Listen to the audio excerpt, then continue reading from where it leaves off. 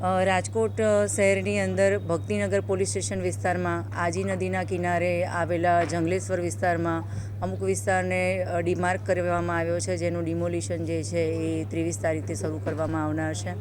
અને આજે અને કાલે એટલે શનિ રવિ 2 દિવસ એમને આગોતરા જાણકારી આપી અને એમને સમજાવટથી જે પણ માણસો સ્વયંભૂ રીતે પોતાના ઘર ખાલી કરી રહ્યા છે કે પોતાના મિલકતને તોડી રહ્યા છે, તો એને પૂરેપૂરી મદદ તંત્ર કરી રહે એ રીતની આજે ગોઠવણ કરવામાં આવી છે. આ સમગ્ર વ્યવસ્થામાં રાજકોટ મ્યુનિસિપલ કોર્પોરેશન તરફથી ટોટલ 7 ઝોનની અંદર આની વહેંચણી કરવામાં આવી છે અને તમામ 7 ઝોનની અંદર એ ઉચ્ચ ક્લાસ 1 કક્ષાના અધિકારીઓ કોર્પોરેશન તરફથી પણ છે, ડીસીપી કક્ષાના અધિકારી પોલીસ ડિપાર્ટમેન્ટ તરફથી પણ છે અને ફાયર બ્રિગેડ અને મેડિકલની ટીમ પણ સાથે છે. અને કોઈની પણ ધાર્મિક લાગણી દુભાય નહીં,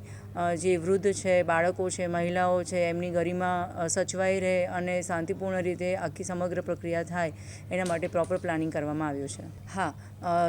અત્યારે જે રીતે ધોરણ 10 અને 12ની બોર્ડની પરીક્ષાઓ પણ હવે આગામી સમયમાં શરૂ થનાર છે. CBSE બોર્ડની એક્ઝામ ચાલી રહી છે અને પવિત્ર રમઝાન માસ પણ ચાલી રહ્યો છે. આગામી સમયમાં હોળી ધૂળેટીના તહેવારો પણ આવી રહ્યા છે, તો એને ધ્યાને રાખી અને ટોટલ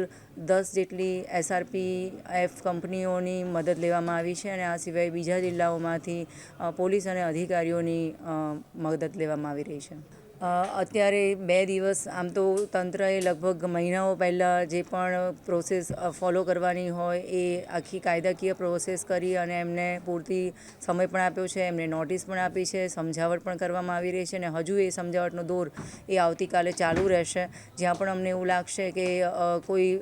જે પણ વાતાવરણ છે શાંતિપૂર્ણ દોડવાનો પ્રયત્ન કરી રહ્યું છે, તો કાયદોની વ્યવસ્થા જો કોઈ હાથમાં લેશે તો એને તરત જ એને ડિટેઇન કરવામાં આવશે.